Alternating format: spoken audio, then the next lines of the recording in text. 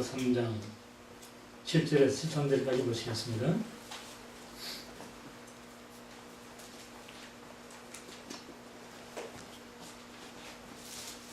에베소서 3장 7절에서 13절까지 교독하시고 그리고 13절은 같이 읽겠습니다.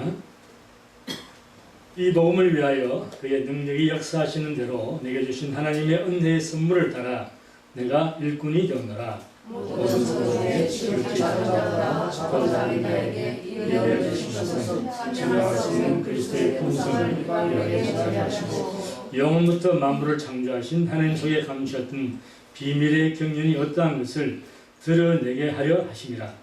이는 이제 그로 말하여 하늘에서 천사와 군수들에게 하나님의 악종기를 하려 하시니 곧 영원부터 우리 주 그리스도 예수 안에서 예정하신 뜻대로 하신 것이라.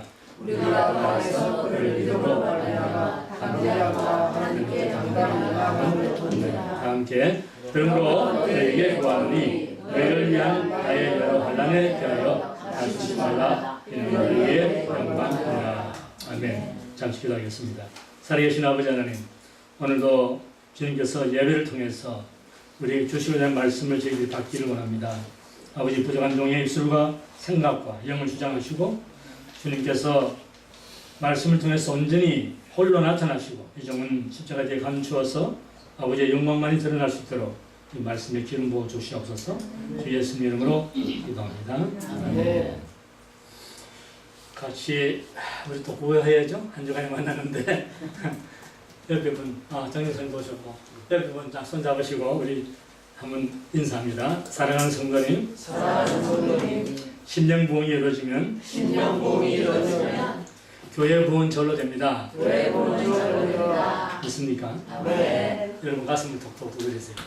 나야, 내 심령 부흥이 이루어지면 내 심령 부흥이 이루어져 내 가정 부흥도 절로 된다. 내 가정 부흥도 절로 된다. 여러분 믿습니까? 아멘. 아멘. 우리 이 구원은 끝나지 않을 거예요. 언제까지? 우리 이제 예배 드릴 때 이제 첫 번 찬송, 또 중간 찬송, 마지막 찬송 있잖아요. 그 찬송은 뭐 몇 개월만 한 번씩 바뀔 수는 있습니다. 1년에 바뀔 수도 있고. 그렇지만은 구원은 아마 주는 오신 날까지 하지 않나 싶은데 모르죠, 그것도. 자, 우리 지난 주일에 어떤 말씀으로 결론을 내렸냐면은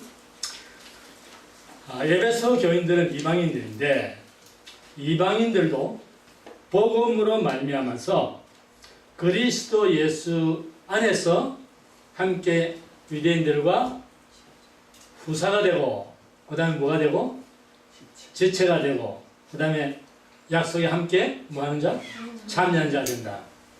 그것을 지난주 우리 결론적으로 말씀을 나눴습니다. 그래서 복음이라고 하는 것이 어떤 것이길래 오늘 7절 첫 번째 말씀 보면은 이 복음을 위하여 하나님의 능력이 역사하는 대로 내게 주신 하나님의 은혜의 선물을 따라 내가 일꾼이 되었다. 여기 이제 사도 바울은 일꾼이라고 표현할 때 지금 여러분이 생각하시는 일꾼을 생각하는 게 아니에요. 사도 바울은 이 말씀할 때 무슨 말씀하시고 있냐면은 우리가 사도 바울의 복음 전함을 통해서 에베소 이방인들이 구원받고 로마 교인, 고린도 교인, 갈라디아 교인 수없이 많은 이방인들이 구원을 받았는데 그런데 사도 바울은 그 복음의 사도가 아니라 그 복음을 위한 뭐가 됐다고 그랬어요? 일꾼. 이것이 원래 무슨 뜻이냐면 종이 됐다는 겁니다. 사도 바울은 복음의 종이 됐다는 거예요. 복음의 종. 여러분, 사도 바울이 에베소서를 시작할 때 1장 1절에 보면은 첫 번째 나오는 말씀이 뭐냐면 예수 그리스도의 사도 된 나 바울은 그런단 말이에요. 바울이 에베소 성도들에게 자신을 밝힐 때 처음에는 예수의 사도라 그랬어요. 그리고 조금 더 나아가면서 3장 1절에 보면은 나는 예수의 죄수다. 예수를 위해 갇힌받은 자다 이 말이에요. 죄수라.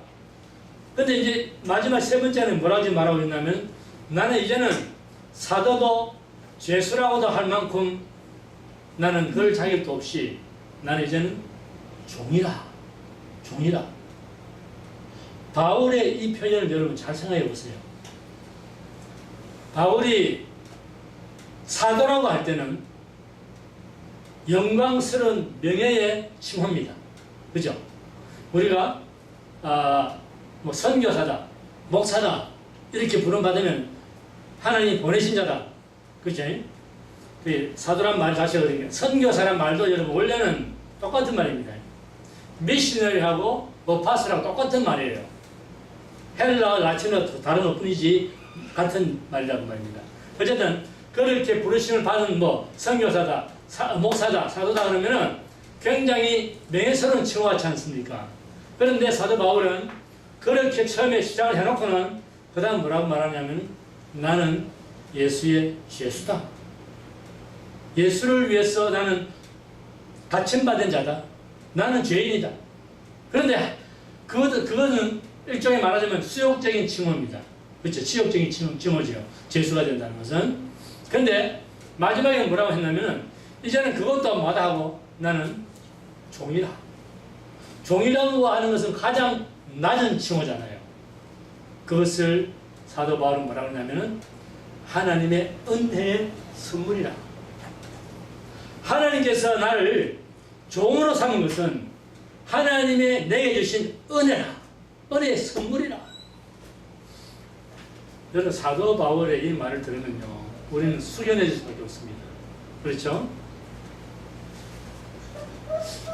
여러분 오늘날 기독교에서 구역장으로 부름받았다. 또는 뭐라 그래요? 목장이라고 그럽니까? 목자라고 그럽니까? 목자라고 부름받았다. 그렇게만 해도 성도들이 내게 배우는 입장이다. 내가 가르치는 입장이다.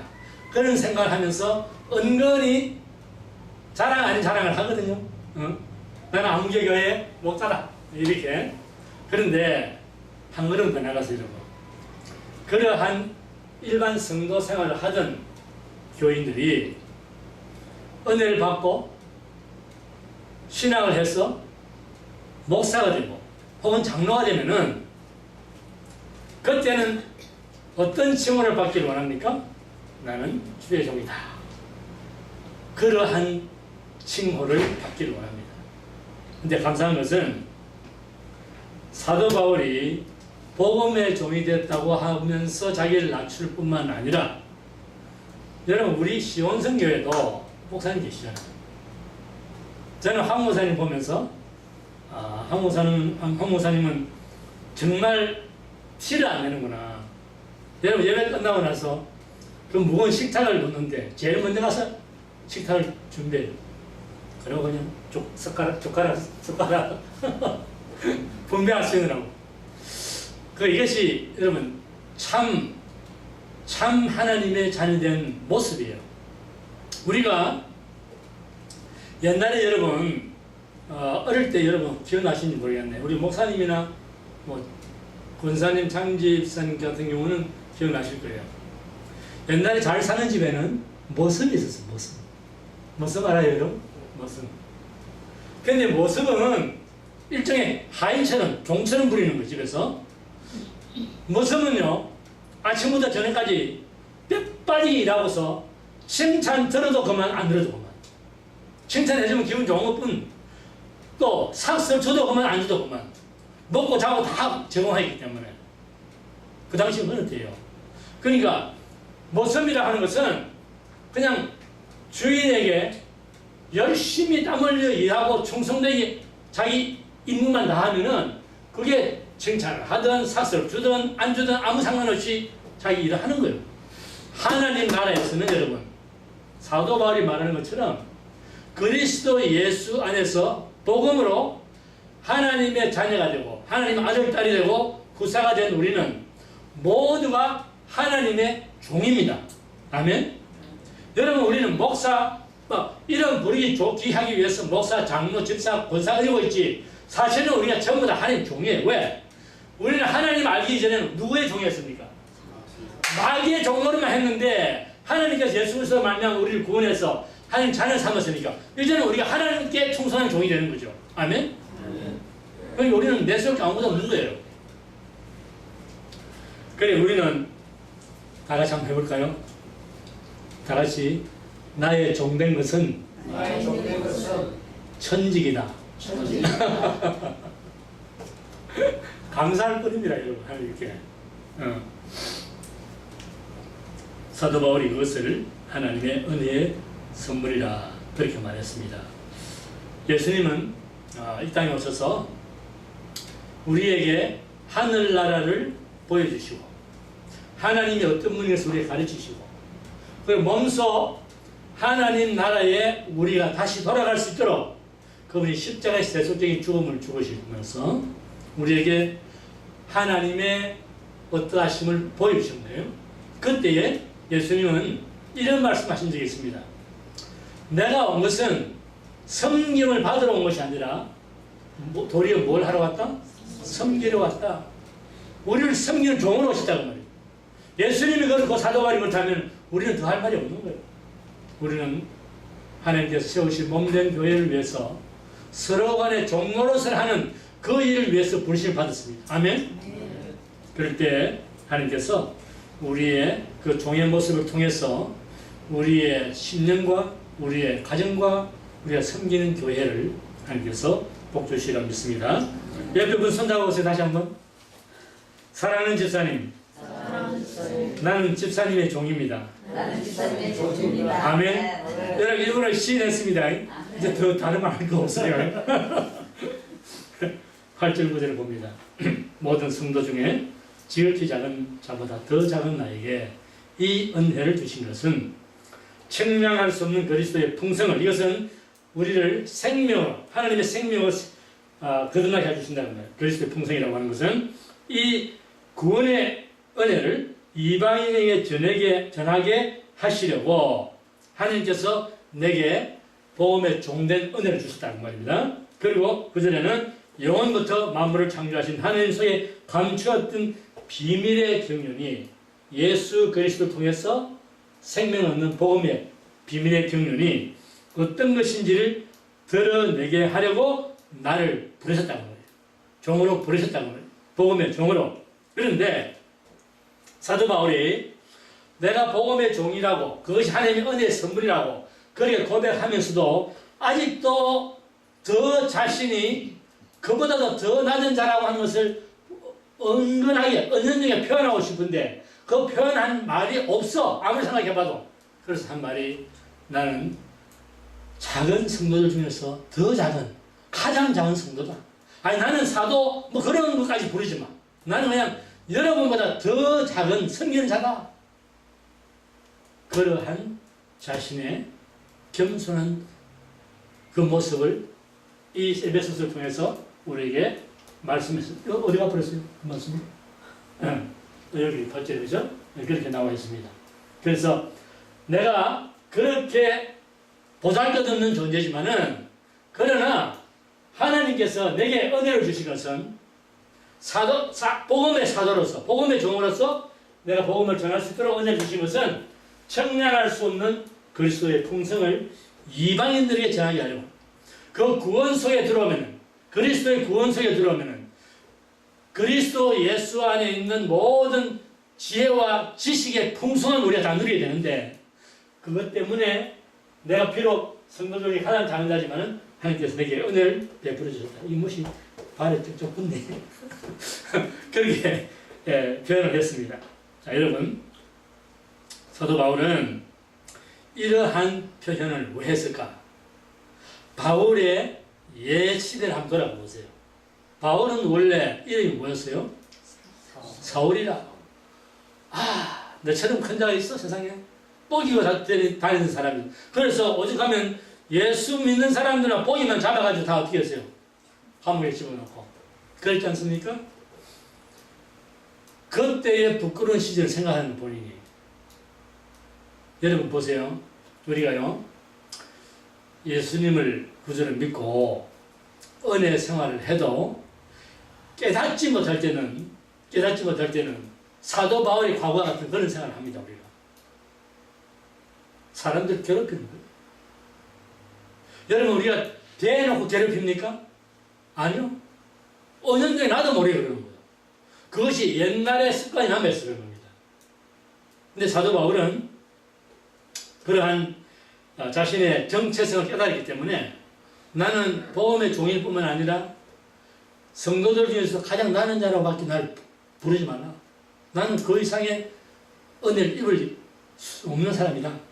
그래서 과거의 자신을 돌이켜보면서 그 말씀하는 사도 바울은 여러분 고린도전서 15장에 보면은 그가 자신의 그러니까 여러분 보세요. 내가 내 자신을 정말 하나님 앞에 겸손한 종으로서 낮추려고 그럴 때 표현할 단어가 제대로 없어요. 아니 그냥 뭐 사람들이 볼 때 외형적으로 저분은 겸손해 보인다 이런 정도가 아니라 실제로 하나님의 그 위대하심 앞에 내가 설 때 나의 그 비참한 존재를 내가 내 실상을 발견하게 되면은 내가 하나님 앞에 겸손해지지 않을 수 없잖아요. 근데 그 표현을 사람에게 하려고 그러니까 맞다는 말이 없는 거예요. 그래서 고린도서 15장에 뭐라면 나는 만삭되지 못한 자와 같이 났다. 나는 만삭이 되어서 난 게 아니라 만삭이 못 되어서 난 자와 같은 그런 존재다. 내가 도대체 내 새로울 게 없다. 근데 사실은 여러분 사도 바울의 여러분 능력과 은사는 얼마나 큽니까? 당당히 내세울 수 있어요. 베드로보다도 더 많은 일을 했고 하나님을 위해서 복음을 위해서 얼마나 헌신했습니까? 죽을 고생 수도씩만 했잖아요. 그런데도 그러한 자신을 그렇게 표현하는 거예요. 나는 만삭되어 나지 못한 자와 같은 그런 자다. 그런데 하나님의 은혜를 입어서 하나님의 은혜의 선물을 받아가지고 내가 복음을 위해서는 내가 수많은 사람들을 구원했다. 여러분 사도 바울이 세운 교회가 몇 개일까요? 성경에서 여러분 몇 개인지 아십니까? 몰라요. 사도 바울은 어느 지역에 가서 교회를 세워놓고 그 교회에 세웠다가 말도 안 하거든. 성경에 나와 있는 교회는 무슨 뭐 갈라디아서 뭐 로마서 고린도서 뭐 쭉쭉 몇 가지 나와 있지. 사도 바울이 세운 교회가 몇 가지 우리가 알 수가 없어. 그만큼 큰 일을 했어요. 영혼을 수없이 하나님이 데려왔다고. 그런데도 그는 여전히 이렇게 한 것은 내가 한 것이 아니라 하나님의 무엇이다? 하나님의 은혜다. 여러분 자기 가슴을 두드리면서 한번 해봅시다. 나도 나의 은혜 된 것은 나도 내가 된 것은 하나님의 무엇이다? 하나님의 은혜로다. 이런 고백을 우리가 해야 됩니다. 그런데 감사한 것은요, 우리 시원성교회 성도님들은 제가 지금까지 봐서 아직 앞으로 어찌될지 모르겠어요. 그러나 지금까지는 봐서 정말 모든 분들이 나의 나 된 것은 하나님 은혜다. 사도 바울 같은 그러한 믿음의 고백을 하면서 은혜 가운데 생활하고 있는 것으로 제가 믿습니다. 아멘. 참 감사한 일이에요. 여러분 누가복음 5장에 보면요, 게네사렛 호수가에서 예수님께서 베드로의 배를 찾아갑니다. 그 베드로의 배에 올라가가지고 예수님께서 베드로에게 한 가지 청을 해요. 깊은 곳으로 가서 그물을 내려라. 사도 베드로는 예수님께서 그 말씀하실 때 그는 무엇을 하고 있었냐면은 밤새도록 그물을 내려서 고기를 잡아가려고 했는데 한 마리도 못 잡았어. 그래서 예수님 만나는 그 순간에 그물을 다 정리하는 거예요. 이제 집으로 돌아가야 되니까. 그때 주님 만났다고. 주님께서 깊은 곳에서 그물을 내려가니까 하는 말이 뭐라고 그래요? 주여, 내가 밤새도록 밤이 맞도록 그물질을 했는데 한 마리도 잡았습니다. 못 잡았습니다. 못 잡았습니다. 그렇지만은 주님 말씀에 의지하여 내가 그물을 내리리라. 자, 그 다음에 보세요. 그물을 내렸더니 생선이 얼마나 잡혔나 하면은 그물이 찢어질 정도로 많이 잡았다.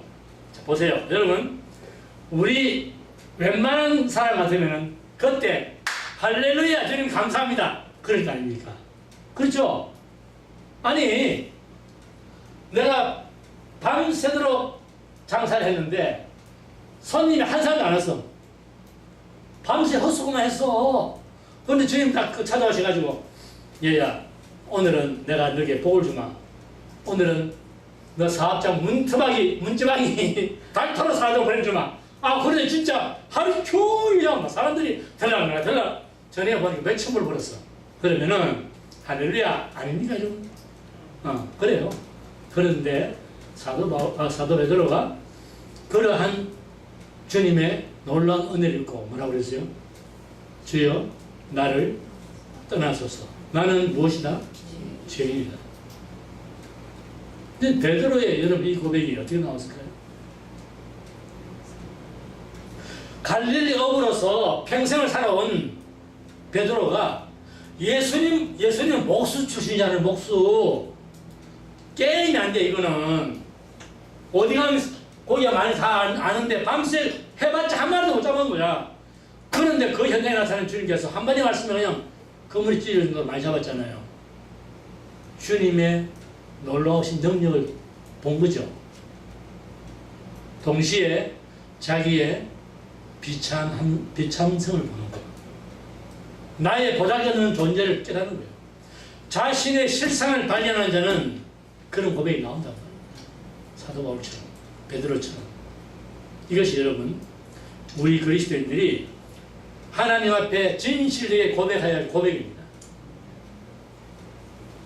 그래서 이제 10절 11절 이렇게 하다 보면 하루 종일 가겠는데 10절 11절 갑니다. 이는 이제 자 이제 여러분 10절 말씀 10절 말씀이 모르는 단어는 하나도 없어요. 근데 이게 무슨 말인지는 몰라 도대체. 그러한 비밀의 경륜이었다는 것을 드러내게 하려고 나를 종으로 불렀다. 그래놓고 사도 바울이 이는 이제 교회로 말미암아 하늘에서 정사와 권세들에게 하나님 각종 죄를 알게 하려. 이게 도대체 무슨 말을 하려고 그러냐.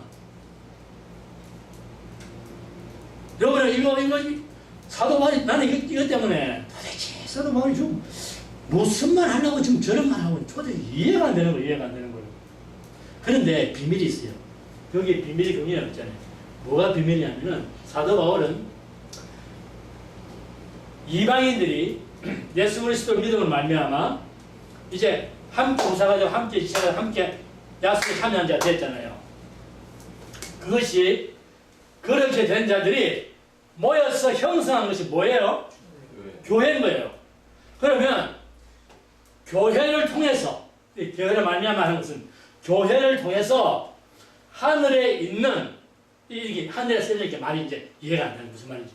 하늘에 있는 정사와 권세들에게 이 말은 천사들에게 교회를 통해서 하늘에 있는 천사들에게 하나님의 각종 지혜를 깨닫게 해주려고 교회를 세운다는 겁니다.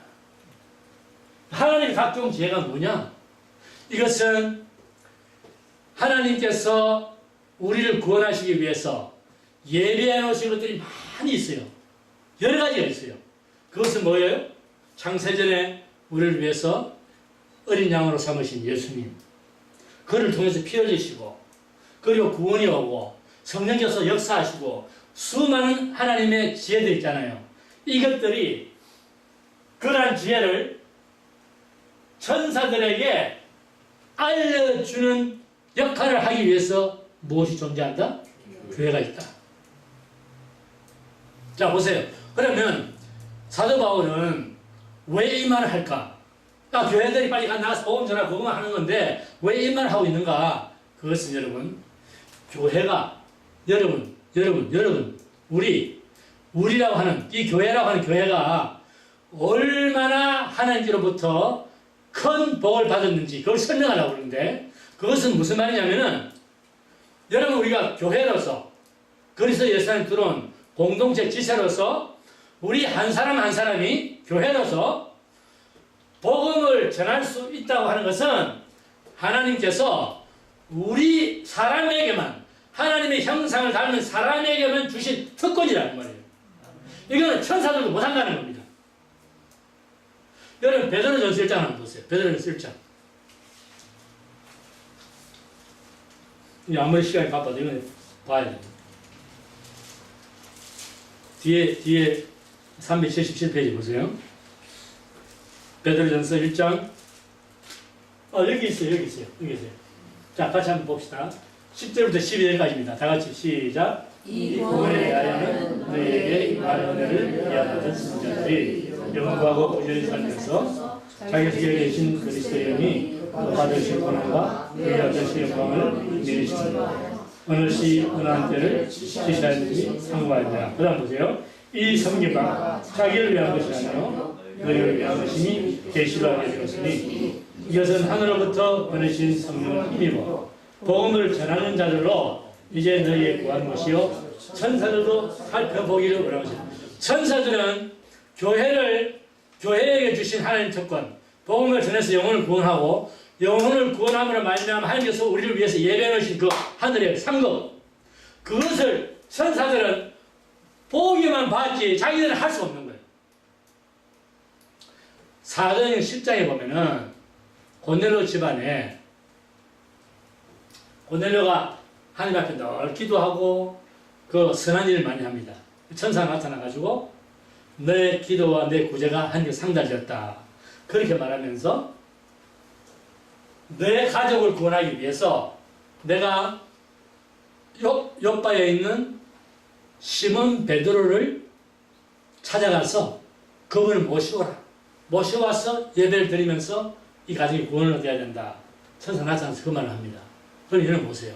천사가 베드로한테 가가지고 베드로한테 너 가서 이제 종들을 시켜가지고 가서 저 집에 가서 복음 전해라. 그렇게 말은 할 수 있어. 그리고 고넬 집안에 가서 또 역시 말해서 그 집 불러올 수도 있어. 그건 할 수 있는데 천사가 직접 고넬료 가정에 예수를 쓰서 십자가를 흘리시고 그 은혜를 거기서 구원받고 하나님 자녀가 되고 이런 것을 가르칠 수가 없는 거예요. 왜? 천사는 하나님께서 구원하는 후사들, 여러분과 저를 후사들을 섬기라고 보내심을 받았지 복음을 전하라고 하나님께 사명받은 건 없어요. 그 받지를 못했습니다. 그렇기 때문에 천사는 여러분과 우리처럼 복음을 전해서 영혼들을 한계로 데려와서 하늘나라에 같이 들어가는 그 은혜를 입지를 못했다는 말입니다. 그래서 그들이 부러워하는 거예요. 누구를 위해? 우리를 부러워하지. 그래서 찬송가 270장에 보면은 주 내게 부탁하신 말 누구도 흠모하겠네? 천사도 흠모하겠네. 천사가 우리를 부러워한다는 거지. 왜요? 우리는 예수의 복음을 사람들에게 전해서 영혼을 하나님나라에 데려가서 상급받을 수 있는 특권이 우리에게 주어지기 때문에 그래서 이 말을 하는 겁니다. 그 다음에 이제 11절 이것은 영원부터 우리 주 그리스도 예수 안에서 하나님이 예정하신 뜻이다 그 말입니다. 그 다음에 12절 봅니다. 우리가 그 안에서 그는 누구죠? 예수님 안에서 그를 믿음으로 말미암아 담대해진다. 예수를 믿으면 담대해진다. 왜 그렇죠? 우리가 예수의 피로 말미암아 무엇이 없어져요? 죄가 사함받고 그 다음에 우리가 죄로부터 자유함을 받고 우리가 정결해지고 눈과 같이 희게 되고 그 다음에 하나님의 무엇이 돼요? 우리가 자녀가 됩니다. 그래서 담대하게 아버지 앞에 우리 하나님 아버지니까 아버지 앞에 담대해지면서 하나님께 어떻게 나간다? 당당히 나갑니다. 이것이 교회가 특권이에요. 교회가 특권. 마지막입니다. 마지막 13절 다 같이 읽습니다. 시작. 그러므로 너희의 구원이 너희를 위한 나의 여러 환난을 위하여 낙심치 말라. 이는 너희의 영광이니라. 자, 여러분 이 말씀은 사도 바울이 복음 전하는 복음의 종으로서 곳곳에 다니면서 복음을 전하는데 무수한 고난을 겪었다는 겁니다. 무수한 고난. 이뭐 여러 환란이라면 이 말과 표현은 고린도 전서 후서를 보면은 바울의 자서전이 나와 있는데 거기는 바울이 얼마나 복음을 전하면서 많은 박해를 받았는지 다 나와 있어요. 자, 그런데 그걸 다 읽을 수는 없죠. 한 가지만 읽어봅시다. 고린도 후서 4장 4장 앞에 거 8절 8절부터 없습니까? 17절 18절 그것만 있어요? 예. 내가 그럼 잘못 들었네. 여러분 이거 한번 보십시다. 고린도 후서를 한번 찾아봐야 되겠네. 고린도서 4장 289페이지 한번 찾아보세요. 신약성경 289페이지.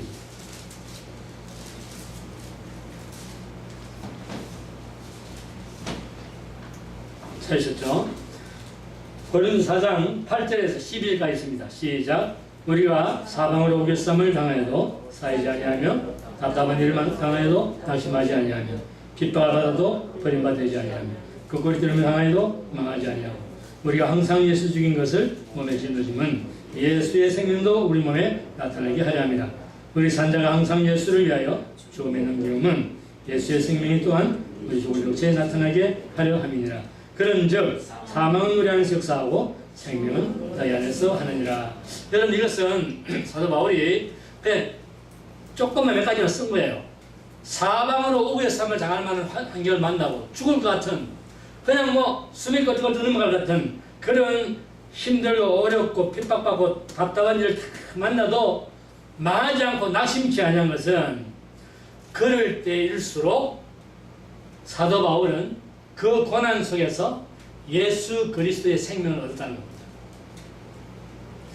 사도 바울이 편안하게 아무 일도 안 하고 누워 잘 때 예수의 생명을 얻는 것이 아니라 그가 예수를 위해서 자기 몸을 던지고 고난 속에 들어가고 사람들로부터 박해를 받고 돌 맞아가지고 저 바깥에 성밖에 내던져가 사람들이 다 죽은 줄 알 때 다시 일어나서 루기나로 들어가고 이러하는 사도 바울의 그 고난은 그 고난을 통해서 내가 낙심하지 않는 것은 이 고난 때문에 나는 예수의 부활 생명을 더 얻는다 그거예요.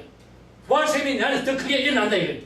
그래서 나는 사망으로 들어가지만 나는 고난의 사망 속으로 들어가지만은 내 속에 짜여진 부활의 생명이 내 넘치기 때문에 그것을 여러분들에게 생명을 공급한다. 그래서 사망은 내 안에 역사하고 생명은 여러분 속에서 역사합니다. 이 말을 하는 거예요.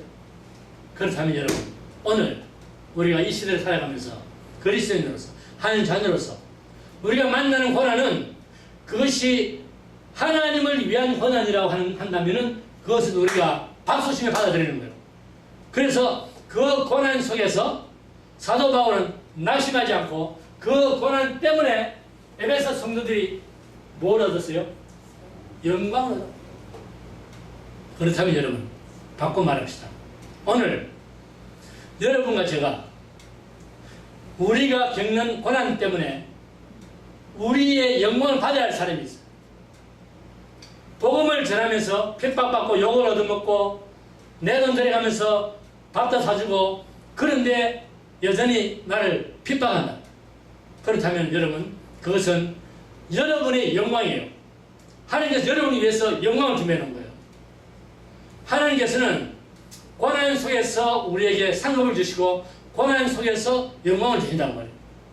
영광이라고 해서 하나님 받으셔야 할 건데 그렇잖아요.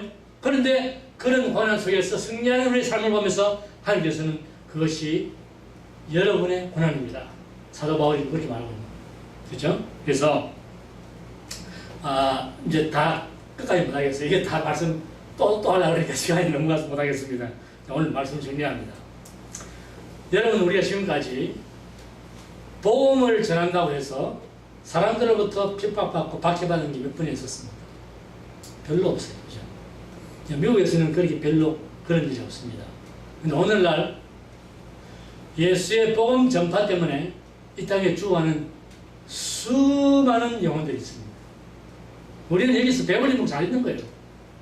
아니 뭐 조금 어렵다 힘들다 그런 말 하지 말아요. 미국에 살면 여러분 그런 말 하면 안 돼요. 그런 분 있으면은 잠비아 수단, 라오스, 인도 가서 한 달만 더 와요. 한 달만. 말도 하지 말고. 그러면 그래 막 속 들어갈 거예요. 우리가 받는 복음 때문에 받는 고난은 여러분 미국에서 별로 없습니다. 그런데 예언 아닌 예언을 제가 합니다. 앞으로 이 시대는 여러분을 핍박합니다. 동성애 주례를 안 쓰는 목사 박탈, 자기 박탈입니다. 법을 써.